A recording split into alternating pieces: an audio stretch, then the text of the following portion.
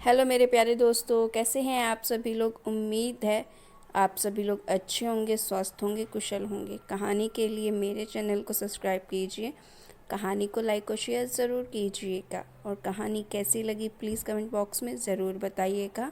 कहानी को लेकर कोई भी राय या सुझाव हो वो भी कमेंट बॉक्स में ज़रूर दीजिएगा। और जिन्होंने मेरे चैनल को सब्सक्राइब किया हुआ है उन्हें धन्यवाद। तो शुरू करते हैं हम आज की अपनी कहानी। आजकल के नए ज़माने धूम धड़ाके वाले गाने पर थिरकते हुए पूर्णिमा दुनिया से बेखबर अपनी मस्ती में खोई हुई है। पूर्णिमा की माँ गौरी ने निर्जला व्रत तीज का व्रत रखा हुआ है। गर्मी से उसका हाल बेहाल है। उन्हें उम्मीद तो नहीं है अपनी बेटी से कि वह थोड़ा पास आकर भी बैठे, जिससे थोड़ा सा समय कटे।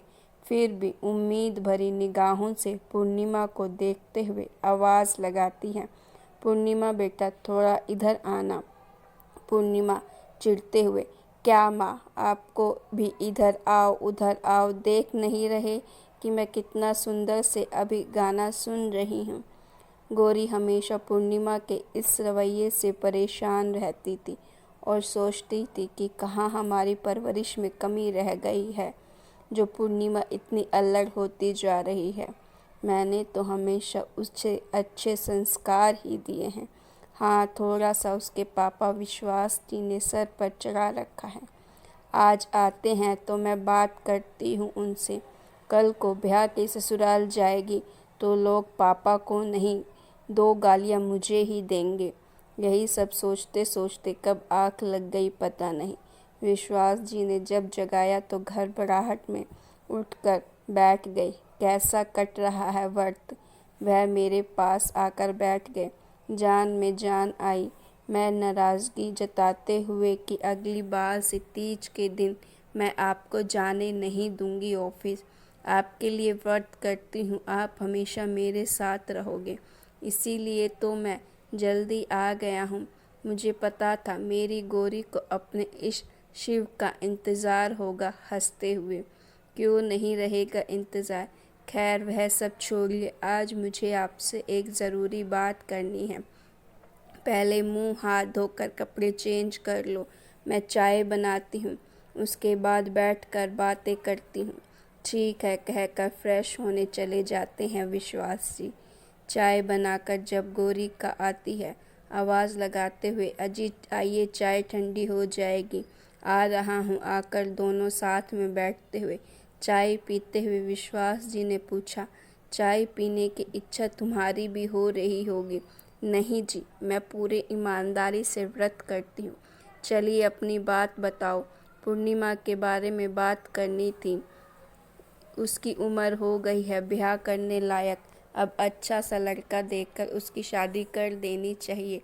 लड़का ढूंढने की ज़रूरत नहीं है, मैंने लड़का देख रखा है, इसीलिए मैं निश्चित हूँ अगली लगन उसकी शादी हो जाएगी।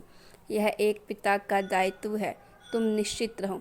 कैसे निश्चित रहें? इसकी अल्हड़पन देखकर मन परेशान हो जाता है। कैसे ससुराल में रहेगी, कैसे पति के साथ एडजस्ट करेगी।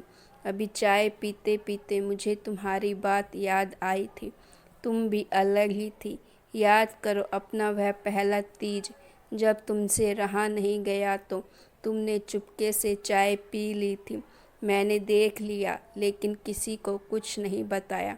मैंने सोचा अभी समझ नहीं है, कुछ समझ हो जाएगी कि व्रत में निष्ठा आस्था आस्था ज़रूरी होता है।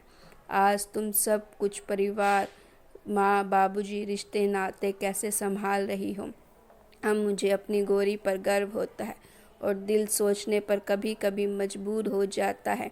ये वही लड़की है जो ब्याह कर आई थी तो बिल्कुल नासमझ, कुछ भी नहीं आता था। बीच में ही गौरी को टोकते हुए, वह तो मेरा परिवार और मेरे पति बहुत अच्छे मिले तब तो मुझे समझे। परेशान मत हो, पूर्णिमा के पति और परिवार बहुत अच्छे मिलेंगे क्योंकि ईश्वर सब की सोचता है। हर बिटिया अपने मायके में अल्हड़ ही होती है, मायके में थोड़ी लापरवाह होती है। मेरे ख्याल से ये ज़रूरी भी है, जीने दो इसे लापरवाह भरी ज़िंदगी। को। इसके बाद तो जिम्मेदारियों का बोझ जब पड़ेगा तो दिनों दिन यह बोझ बढ़ता ही जाएगा। मेरे आने से तुम्हारे व्रत का समय कितना आसानी से कट गया। आज खाना मैं और मेरी पूर्णिमा मिलकर बनाएंगे। तुम जाओ आराम करो। आराम करने गई। विश्वास जी की बातों से सहमत होकर मैं निश्चित सोने चली गई। समय बीता। इतना लगन मेरी पूर्णिमा का विवाह प्रियतम जी के साथ संपन्न हो गया। बिटिया विदा हो गई। पग फेरों पर जब पूर्णिमा आई, हम दोनों को उसके इस 4 दिन ससुराल रहने से भी जो गंभीरता दिखी, मुझे खुद अपनी आंखों पर विश्वास नहीं हो रहा था कि यह मेरी ही पूर्णिमा है। सच में मुझे विश्वास जी की बातों पर यकीन हो रहा था कि जिम्मेदारियां मैच्योर बना देती हैं। जब पूर्णिमा वापस जा रही थी, मुझे ऐसे चिपकी थी जैसे कह रही हो कि कुछ दिन और बचपन तुम्हारे आंचल में गुजारती। लेकिन उम्र के हर दौर, हर रिश्ते को भी तो संभालना है। मैंने कहा, कुछ दिन बाद तीज है, तीज में तो आना ही है। नहीं माँ, मैं तीज अपने ससुराल में ही रहूँगी। माँ जी ने कहा है कि यहाँ पर तीज बहुत ही धूमधाम और रस्मों से होता है। मैंने कहा ठीक है। पूर्णिमा के जाते ही हम दोनों एक दूसरे को देखने लगे। जुबान तो खामोश थी, लेकिन विश्वास जी की आंखों में मेरे पिछले 100 सवाल के जवाब दे रही थी बिना कुछ कहे। मैं मन ही मन मुस्कुरा रही थी कि मेरी पूर्णिमा प्रीतम की हो गई हमेशा के लिए।